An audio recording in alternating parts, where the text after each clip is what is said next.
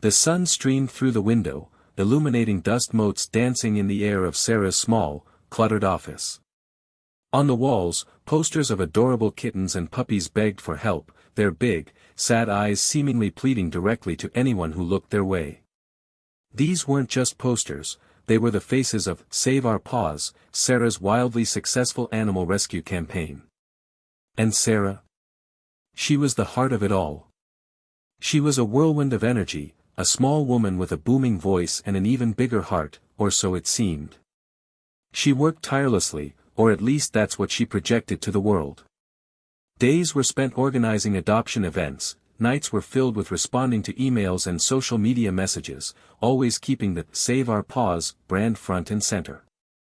Every dollar counts, she'd exclaim in her videos, her voice cracking with emotion. Every like, every share, helps us save another precious life. And people believed her. They saw the pictures of neglected dogs transforming into happy, healthy companions. They watched videos of rescued cats purring contentedly in loving arms. They saw Sarah as their champion, a selfless hero fighting for those who couldn't fight for themselves. And the donations poured in. Small amounts at first, $5, $10, but then larger sums started arriving. Local businesses held fundraisers, schools organized bake sales, and wealthy philanthropists opened their wallets. Save Our Paws became a household name, synonymous with compassion and animal welfare. Sarah was a master of social media.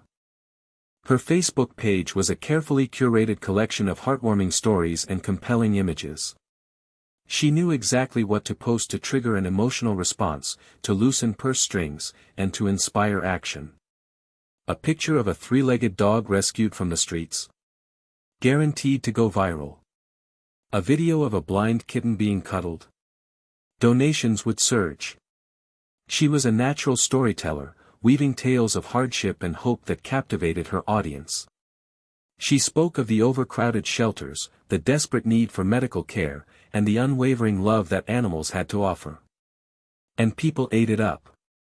They wanted to believe in the good that Sarah was doing. They wanted to be a part of something meaningful, something that made a difference. Her GoFundMe page showed a constantly rising total. The meter ticked upward at an alarming rate, demonstrating the immense generosity of kind people. It was hard to imagine that anyone could question something so good, so transparently born of love. But, unfortunately for Sarah, someone would, and soon. The success of Save Our Paws wasn't just a slow burn, it exploded. It was like a wildfire, spreading rapidly across the community and then beyond, reaching hearts and wallets in neighboring states. Sarah's campaign became a beacon of hope for animals in need, and the wave of support it generated was truly remarkable. Local newspapers ran glowing profiles of Sarah, praising her dedication and highlighting the positive impact Save Our Paws was having on the animal shelter system.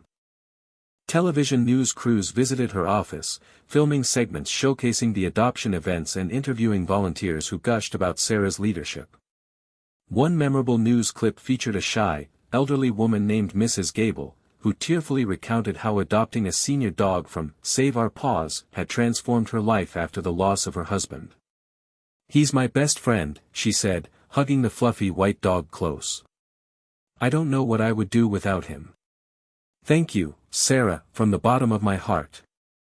The local animal shelter, once perpetually overcrowded and underfunded, saw a significant decrease in its population thanks to Sarah's tireless efforts. Adoption rates soared, and the shelter was finally able to invest in much-needed renovations and upgrades. The community was buzzing with excitement and gratitude. Businesses eagerly partnered with Save Our Paws, hosting donation drives and sponsoring adoption events. The local pet store donated food and supplies, while a nearby veterinary clinic offered discounted services to rescued animals. Everyone wanted to be a part of Sarah's mission. The mayor even presented Sarah with a Community Service Award, praising her for her unwavering commitment to animal welfare. "Sarah is a true inspiration," he declared at the ceremony, a shining example of what one person can achieve when they dedicate themselves to a cause. The outpouring of support wasn't limited to the local community. Donations started arriving from across the country, and even from overseas. People were touched by Sarah's story and wanted to contribute to her cause, no matter how small their contribution might be. Online, Save Our Paws was a sensation. Sarah's Facebook page boasted tens of thousands of followers, and her videos were shared countless times. People left heartfelt comments, expressing their admiration for Sarah and their gratitude for her work. The campaign's online store sold merchandise featuring the Save Our Paws logo, t-shirts, mugs, tote bags, and the proceeds went directly to the organization. People proudly wore their Save Our Paws gear, showing their support for the cause. It seemed like everyone wanted to be a part of this wave of positivity and compassion. Save Our Paws was more than just a campaign, it was a movement. But even as Save Our Paws reached new heights of popularity, a seed of doubt began to sprout in the mind of Emily Carter, a local journalist known for her sharp wit and even sharper investigative skills. Emily wasn't cynical, not exactly, but she had seen enough stories of good intentions gone wrong to approach every seemingly perfect narrative with a healthy dose of skepticism. Emily worked for the City Gazette, a small but respected newspaper known for its commitment to local issues. She had a knack for uncovering hidden truths and holding those in power accountable. Her articles were meticulously researched and unflinchingly honest, earning her both accolades and enemies in equal measure. She'd initially been impressed by Save Our Paws. The stories were heartwarming, the images compelling, and the outpouring of support undeniable. She had even considered writing a positive feature about Sarah and her organization. But something about the whole thing felt too perfect. It was a subtle feeling, a nagging sense that something wasn't quite right. Perhaps it was the sheer speed of the campaign's success, or maybe it was the carefully crafted image that Sarah presented to the world. Whatever it was, Emily couldn't shake the feeling that there was more to the story than met the eye. She started by doing some basic research, checking the organization's official records and financial statements. Everything seemed to be in order, at least on the surface. But Emily knew that appearances could be deceiving. She decided to dig a little deeper. She started by looking into the locations of the Save Our Paws clinics that were listed on the organization's website. There were 3 in total, all supposedly providing medical care and shelter to rescued animals. Emily pulled up the addresses and plugged them into her GPS. The first clinic was located on the outskirts of town, in an industrial area. As she drove towards the location, she couldn't help but feel a sense of anticipation. She was eager to see the good work that Save Our Paws was doing firsthand. But as she pulled up to the address, her heart sank. Instead of a bustling animal clinic, she found only an abandoned building, its windows boarded up and its exterior covered in graffiti. The building looked like it hadn't been occupied in years. Emily felt a chill run down her spine. This wasn't what she expected. She double-checked the address, just to be sure. But there was no mistake. This was supposed to be one of the Save Our Paws clinics, a place where rescued animals were being cared for. She decided to visit the other 2 clinic locations, hoping that the first one was just an anomaly. But as she drove to the second and third addresses, her hopes dwindled. Both locations were also abandoned buildings, empty and desolate. Emily felt a growing sense of unease. What was going on? Why were these supposed clinics abandoned? And where were the animals that Save Our Paws was supposedly rescuing? The questions swirled in her mind, fueling her determination to uncover the truth. This wasn't just a feel-good story anymore, it was a mystery, and Emily was determined to solve it. The discovery of the abandoned clinics was just the beginning. Emily knew she couldn't publish anything based solely on that. She needed more evidence, something concrete to back up her suspicions. She started by digging into Sarah's personal history. Emily scoured public records, searching for any red flags or inconsistencies. She looked into Sarah's past employment, her financial history, and any previous involvement with animal welfare organizations. She spent hours poring over documents, searching for anything that might shed light on the truth. She discovered that Sarah had a previous business venture that had ended in bankruptcy. It was a small pet grooming salon that had closed down after only a year in operation. There were rumors of unpaid debts and disgruntled employees, but nothing concrete enough to raise serious concerns. Emily also learned that Sarah had volunteered at a local animal shelter several years ago, but she had left after only a few months. The reason for her departure was unclear, but Emily made a note to follow up on it. She decided to contact some of the people who had worked with Sarah in the past.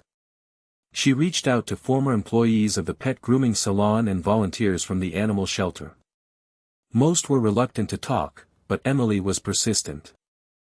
One former employee, a young woman named Jessica, agreed to meet with Emily in person. Jessica was nervous and hesitant at first, but Emily's calm demeanor and genuine concern put her at ease. Jessica revealed that Sarah had been struggling financially during the time she owned the pet grooming salon. She said that Sarah had often been late on rent and had had trouble paying her employees. Jessica also mentioned that Sarah had seemed more interested in making money than in caring for the animals. She always seemed to be cutting corners, Jessica said. She would buy the cheapest shampoo and grooming supplies, even if they weren't good for the animals. And she would try to get away with paying us as little as possible. Jessica's account raised even more red flags for Emily. It suggested that Sarah might be motivated by financial gain rather than genuine compassion for animals. But Emily still needed more evidence to prove her suspicions. She decided to focus on the financial aspects of Save Our Paws. She requested copies of the organization's bank statements and financial reports. She knew that if Sarah was embezzling money, it would likely be hidden somewhere in the financial records. Emily spent days poring over the documents, carefully examining every transaction and expense. She looked for any unusual patterns or inconsistencies. It was a tedious and time-consuming process, but Emily was determined to uncover the truth, no matter how long it took. The numbers, she suspected, would tell the real story. The bank statements were a labyrinth of numbers and transactions, a tangled web that seemed designed to obscure rather than reveal. Emily spent hours poring over them, her eyes blurring as she tracked deposits and withdrawals, expenses and transfers. She highlighted suspicious entries, flagged inconsistencies, and created spreadsheets to organize the data. At first, it seemed like an impossible task. The sheer volume of information was overwhelming, and Sarah appeared to have been careful to cover her tracks. But Emily was nothing if not persistent. She knew that if there was embezzlement, there would be a paper trail, and she was determined to find it. She started by focusing on the largest expenses, the ones that seemed most likely to be used for illicit purposes. She noticed a series of large payments to a consulting firm located in the Cayman Islands. The payments were labeled as marketing expenses, but Emily couldn't find any evidence that the firm had actually provided any services to Save Our Paws. She also noticed a number of suspicious cash withdrawals, often made in small amounts over a period of several days. The withdrawals were always just below the reporting threshold, the amount that would trigger an automatic notification to the IRS. Emily began to suspect that Sarah was using the consulting firm as a shell company to launder money and that the cash withdrawals were being used for personal expenses. But she still needed more evidence to prove it. She decided to hire a forensic accountant to help her analyze the financial records. The accountant, a seasoned professional named David, had years of experience in uncovering fraud and embezzlement. He was impressed by Emily's dedication and agreed to take on the case. David spent several days reviewing the bank statements and financial reports. He used sophisticated software to identify patterns and anomalies that Emily had missed. He also contacted the consulting firm in the Cayman Islands, posing as a potential client. The consulting firm refused to provide any information about its past clients, citing confidentiality agreements. But David was able to glean some valuable insights from the conversation. He learned that the firm had a reputation for helping clients hide assets and avoid taxes. After several weeks of intensive investigation, David presented Emily with his findings.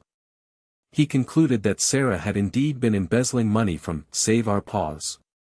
He estimated that she had stolen over $300,000, using the money to pay for personal expenses and to fund a lavish lifestyle. Emily was shocked and disgusted by David's findings. She couldn't believe that someone who had presented herself as such a compassionate and selfless person could be capable of such blatant greed and deception. But she knew that she had to expose the truth, no matter how painful it might be. She now had the evidence she needed. It was time to confront Sarah. Emily arranged to meet Sarah at a small cafe near the Save Our Paws office. She chose a public place, wanting to avoid any possibility of intimidation or manipulation. She arrived early, wanting to mentally prepare herself. She knew this conversation would be difficult, and she wanted to remain calm and objective. Sarah arrived a few minutes later, radiating her usual charm and energy. She greeted Emily warmly, her smile bright and genuine. It was hard to reconcile this seemingly kind and compassionate woman with the image of a cold-hearted embezzler that Emily had in her mind. "Emily, so good to see you," Sarah exclaimed, sliding into the booth. "I was so excited when you called. I'm always happy to talk about Save Our Paws and the amazing work we're doing." Emily forced a smile. "Thank you for meeting with me, Sarah. I appreciate your time." She took a deep breath and plunged in. "I wanted to ask you about the Save Our Paws clinics. I recently visited the locations listed on your website, and I was surprised to find that they were all abandoned buildings." Sarah's smile faltered for just a moment, but she quickly recovered. "Oh, those locations," she said, waving her hand dismissively. "Yes, well, we've had some logistical challenges. We were planning to renovate those buildings, but we ran into some unexpected delays with the permits and construction. It's been very frustrating." Emily raised an eyebrow. "So, you haven't been operating any clinics at those locations?" "Not yet," Sarah admitted. "But we're still providing care to rescued animals through our foster network and partnerships with local veterinary clinics." Emily paused, giving Sarah a pointed look. "I see. I also wanted to ask you about some of the financial transactions I've been reviewing. I noticed a series of large payments to a consulting firm in the Cayman Islands. Can you tell me more about that?" Sarah's demeanor became noticeably more defensive. "That's a legitimate business expense," she insisted. "We hired that firm to help us with our marketing strategy and fundraising efforts. But I couldn't find any evidence that the firm actually provided any services to Save Our Paws," Emily countered. "And I also noticed a number of suspicious cash withdrawals, just below the reporting threshold. Can you explain those?" Sarah's face flushed with anger. "I don't appreciate these accusations, Emily," she snapped. "I've dedicated my life to helping animals, and I resent the implication that I would do anything dishonest." Emily remained calm, her voice steady. "I'm not making accusations, Sarah. I'm simply asking questions. I have a responsibility to report the truth, and I need to understand where the money is going." Sarah stood up abruptly, her eyes blazing. "I'm not going to sit here and be interrogated," she said. "I've answered your questions, and I have nothing more to say." She turned and stormed out of the cafe, leaving Emily sitting alone at the table, feeling a mixture of anger, sadness, and a grim sense of satisfaction. She knew that Sarah's reaction was a tacit admission of guilt. The story was about to break. The following morning, the City Gazette hit the newsstands with Emily's exposé splashed across the front page. The headline screamed, "Save Our Paws, Charity or Scam?" Journalist uncovers shocking truth about local animal rescue. The article detailed Emily's investigation, outlining her findings about the abandoned clinics, the suspicious financial transactions, and Sarah's evasive answers. The community reacted with shock and disbelief.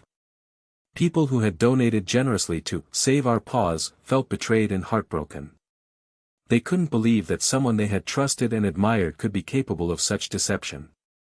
The phone lines at the City Gazette lit up with calls from angry and concerned citizens. People demanded answers and called for Sarah to be held accountable for her actions. Social media exploded with outrage, as people shared Emily's article and expressed their disgust with Sarah's alleged behavior. "I can't believe I fell for this," wrote one commenter on Facebook. "I donated hundreds of dollars to save our paws. I feel like such a fool. This is absolutely disgusting," wrote another. "How could someone prey on people's love for animals like this? Sarah should be ashamed of herself." The local animal shelter, which had benefited so greatly from Save Our Paws' fundraising efforts, issued a statement expressing its disappointment and condemning any form of fraud or embezzlement. "We are deeply saddened and disturbed by the allegations against Save Our Paws," the statement read. "We have always been committed to transparency and accountability, and we support any investigation into these matters." Businesses that had partnered with Save Our Paws quickly distanced themselves from the organization. They removed Save Our Paws merchandise from their shelves and terminated any ongoing fundraising campaigns. The mayor, who had previously presented Sarah with a Community Service Award, issued a statement expressing his regret and calling for a thorough investigation into the allegations. "I am deeply disappointed by the news about Save Our Paws," the mayor said. "If these allegations are true, it is a grave betrayal of public trust, and those responsible must be held accountable." As the public outcry grew, Sarah went into hiding. She closed down the Save Our Paws office and deactivated her social media accounts. She refused to respond to requests for comment from the media. Her silence only fueled the public's anger and suspicion. People wanted to know the truth, and they weren't going to rest until they got it. The once beloved Save Our Paws campaign was now shrouded in scandal and shame, its reputation tarnished beyond repair. Emily's article had exposed the ugly truth, and the community was demanding justice. The wheels of justice, it seemed, were about to start turning. The local police department, under immense pressure from the community, launched a formal investigation into Save Our Paws and Sarah's activities. Detectives began interviewing donors, volunteers, and former employees, piecing together a comprehensive picture of the organization's operations and finances. They subpoenaed bank records, financial reports, and other documents, seeking to corroborate Emily's findings and uncover any additional evidence of wrongdoing. They also obtained a search warrant for Sarah's home, hoping to find any incriminating evidence that she might have hidden. The investigation quickly gained momentum, as more and more people came forward with information about Sarah's alleged fraud. Donors shared their donation receipts and recounted their interactions with Sarah.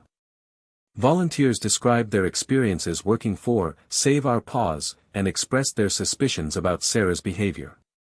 Former employees provided valuable insights into Sarah's financial management practices and her overall attitude towards animal welfare.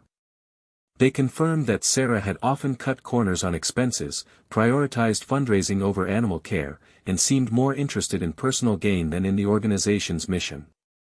The police investigation also uncovered new evidence of Sarah's lavish lifestyle. They discovered that she had been using Save Our Paws funds to pay for expensive vacations, designer clothes, and luxury cars. She had also been making large cash withdrawals from the organization's bank accounts, often just below the reporting threshold. The evidence against Sarah was mounting rapidly. Detectives were confident that they had enough to charge her with multiple counts of fraud and embezzlement. They began preparing an arrest warrant, determined to bring her to justice for her alleged crimes. As the investigation intensified, Emily found herself thrust into the spotlight. She was interviewed by national news organizations and became a sought-after commentator on issues of charity fraud and accountability. She used her platform to advocate for greater transparency and oversight in the nonprofit sector, calling for stricter regulations and more rigorous enforcement of existing laws. She also urged donors to be more vigilant and to carefully research any charity before making a donation. Emily felt a sense of satisfaction knowing that her investigation had exposed Sarah's alleged fraud and brought her to justice. But she also felt a deep sense of sadness for the animals that had been deprived of care and for the donors who had been betrayed. She hoped that her work would help to prevent similar scams from happening in the future. The investigation was drawing to a close, and it seemed inevitable that Sarah would soon face the consequences of her actions. The day Sarah was arrested was a media circus. News vans lined the street outside her modest suburban home, their satellite dishes pointed towards the sky, transmitting live footage of the unfolding events. Reporters jostled for position, eager to capture the moment when Sarah was led away in handcuffs. The police arrived early in the morning, their vehicles unmarked to avoid attracting unwanted attention. They surrounded the house, ensuring that Sarah had no chance to escape. After knocking on the door and announcing their presence, they waited patiently for her to answer. Sarah eventually emerged from the house, looking disheveled and distraught. She was wearing a bathrobe and slippers, her hair unkempt and her face pale. She seemed surprised to see the police, but she didn't resist as they placed her under arrest. As she was being led to a police car, reporters shouted questions at her, demanding answers about the allegations of fraud and embezzlement. Sarah remained silent, her eyes downcast, refusing to acknowledge the media frenzy surrounding her. The arrest was broadcast live on television, and the news quickly spread across the internet. People who had once admired Sarah now watched in disbelief as she was taken into custody. The comment sections on news websites and social media platforms were flooded with expressions of anger, betrayal, and disappointment. "I can't believe this is happening," wrote one commenter. "I always thought Sarah was such a good person. I feel so betrayed. She deserves everything she gets," wrote another. "She stole money from innocent people who were just trying to help animals. She should be locked up for a long time." After being processed at the police station, Sarah was formally charged with multiple counts of fraud, embezzlement, and money laundering. The charges carried a maximum sentence of several years in prison. Prosecutors announced that they would be seeking a lengthy prison sentence for Sarah, arguing that her crimes were particularly egregious because she had preyed on people's compassion and trust. Sarah was released on bail, but she was required to surrender her passport and remain in the state. She was also ordered to have no contact with any of the donors, volunteers, or former employees of Save Our Paws. As she left the courthouse, she was met by a throng of reporters and photographers. She remained silent, refusing to answer any questions. She quickly got into a waiting car and was driven away.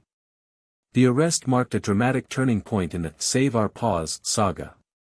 What had once been a heartwarming story of animal rescue had now become a cautionary tale of greed, deception, and betrayal. The community was left to grapple with the fallout from Sarah's alleged crimes, wondering how they could have been so easily fooled. The long process of bringing Sarah to justice was about to begin. The trial began several months later, attracting intense media attention. The courtroom was packed with reporters, donors, and animal welfare advocates, all eager to witness the proceedings and see justice served. The prosecution presented a compelling case against Sarah, relying heavily on the financial records and expert testimony gathered during the police investigation. They called David, the forensic accountant, to the stand, who meticulously explained the complex web of transactions that Sarah had used to embezzle the funds. David showed the jury charts and graphs illustrating the flow of money from Save Our Paws into Sarah's personal bank accounts and to the consulting firm in the Cayman Islands. He pointed out the suspicious cash withdrawals and the lack of documentation for many of the expenses. He testified that, in his professional opinion, Sarah had clearly intended to defraud Save Our Paws and to enrich herself at the expense of the organization and its donors. He estimated that she had stolen a total of $327,000. The prosecution also called several donors to the stand, who testified about their interactions with Sarah and their reasons for donating to Save Our Paws. They expressed their feelings of betrayal and anger, describing how Sarah had preyed on their compassion and taken advantage of their generosity. One donor, a single mother named Maria, tearfully recounted how she had donated a portion of her paycheck to Save Our Paws every month, believing that she was helping to save animals in need. She said that she felt sick to her stomach knowing that Sarah had used her money to fund her lavish lifestyle. The prosecution also presented evidence of Sarah's lavish spending habits. They showed the jury photographs of her expensive vacations, designer clothes, and luxury cars. They also introduced bank statements showing that she had been making large cash withdrawals from the organization's bank accounts. The defense attorney argued that Sarah was a well-intentioned but inexperienced businesswoman who had made some honest mistakes. He claimed that she had not intentionally defrauded, Save Our Paws, and that the financial irregularities were the result of poor record-keeping and mismanagement.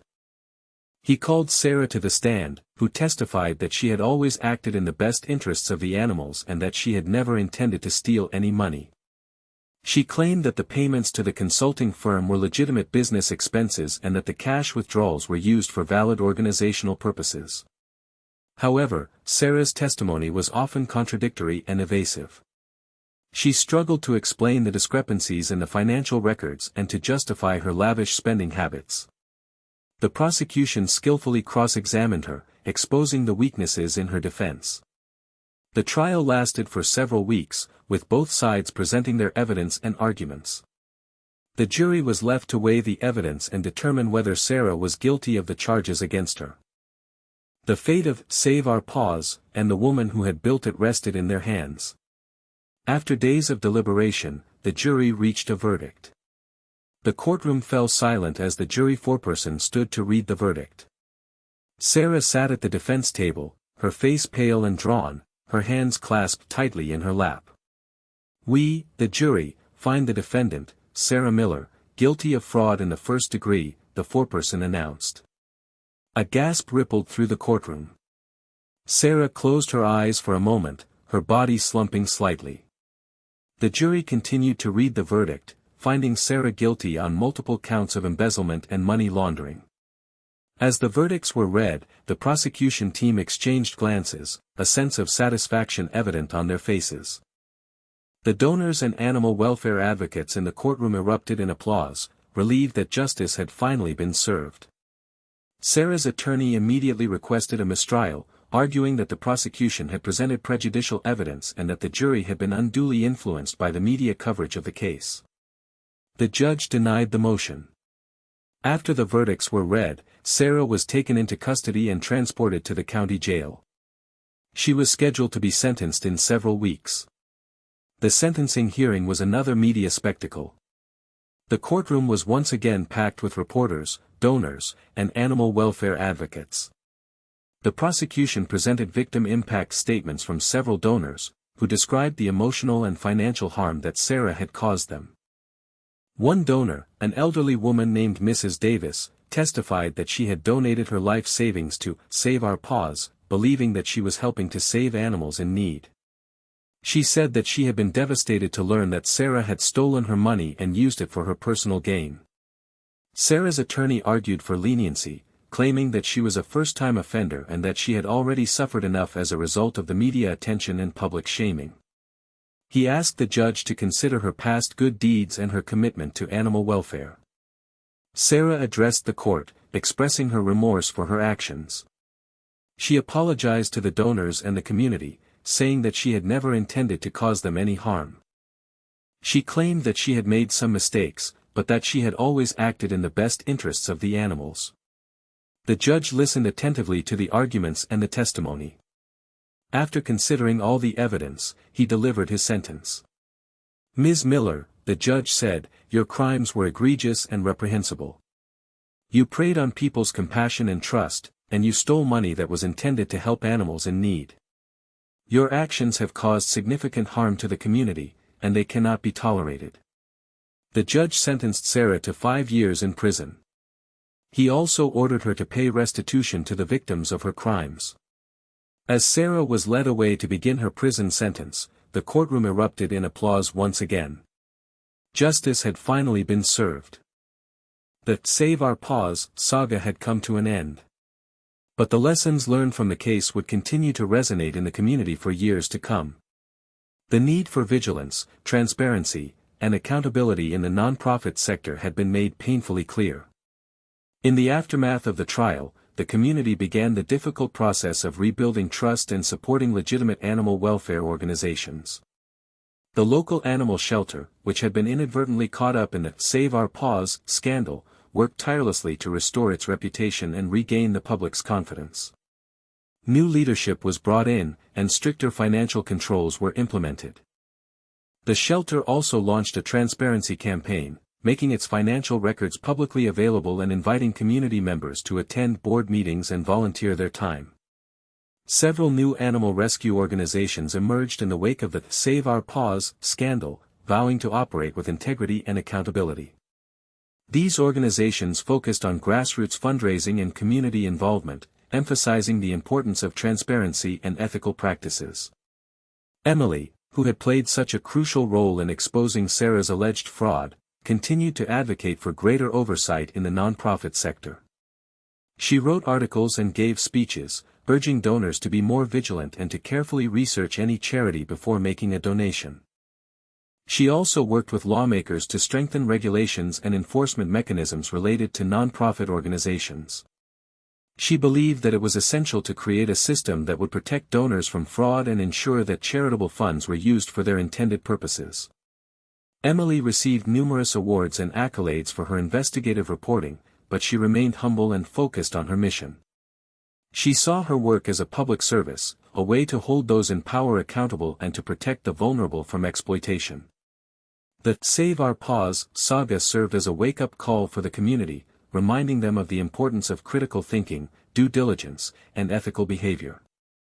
It also highlighted the power of investigative journalism to expose wrongdoing and bring about positive change. While the Save Our Paws scandal had caused significant harm, it also created an opportunity for growth and renewal. The community emerged from the experience stronger and more resilient, determined to build a better future for animals in need. As for the animals that had been affected by Sarah's alleged fraud, many were eventually placed in loving homes through other rescue organizations. The community rallied together to provide them with the care and support they needed, demonstrating their unwavering commitment to animal welfare. The story of Save Our Paws became a cautionary tale, a reminder that even the most well-intentioned efforts can be corrupted by greed and deception. But it also served as an inspiration, demonstrating the power of truth, justice, and community to overcome adversity and build a better world. The memory of Sarah's deception would linger, but so would the determination to do good, the right way. Years passed. The Save Our Paws scandal faded from the headlines, but its impact on the community lingered. Emily continued her work as an investigative journalist, exposing corruption and advocating for social justice. She became a mentor to young journalists, sharing her knowledge and experience and inspiring them to pursue truth and accountability. The local animal shelter, under its new leadership, thrived. It implemented innovative programs to promote animal welfare and provide support to pet owners in need. It became a model for other shelters across the country, demonstrating the importance of transparency, accountability, and community engagement. The new animal rescue organizations that had emerged in the wake of the scandal continued to grow and expand their reach. They collaborated with each other and with the local shelter, creating a strong network of support for animals in need. As for Sarah, she served her time in prison and was eventually released. She attempted to rebuild her life, but her reputation was forever tarnished. She struggled to find employment and was ostracized by many in the community. Some people felt sympathy for Sarah, believing that she had made a mistake and deserved a second chance. Others remained angry and unforgiving, convinced that she had betrayed their trust and deserved to suffer the consequences of her actions. Emily, reflecting on the Save Our Paws saga, felt a mixture of emotions. She was proud of her role in exposing Sarah's alleged fraud and bringing her to justice. But she also felt a sense of sadness for the animals that had been affected and for the donors who had been deceived. She realized that the story of Save Our Paws was more than just a tale of greed and deception. It was a story about the power of hope, the importance of trust, and the fragility of human nature. It was a reminder that even the most well-intentioned efforts can be corrupted, and that it is essential to remain vigilant and to hold those in power accountable. In the end, the legacy of Save Our Paws was not one of failure and despair, but one of resilience, renewal, and a renewed commitment to ethical behavior. The community had learned a valuable lesson, and they were determined to use that lesson to build a better future for animals in need. And Emily, ever the watchful guardian of truth, continued her work, a silent promise echoing in her heart, never again. The animals deserved better, and so did the people who loved them.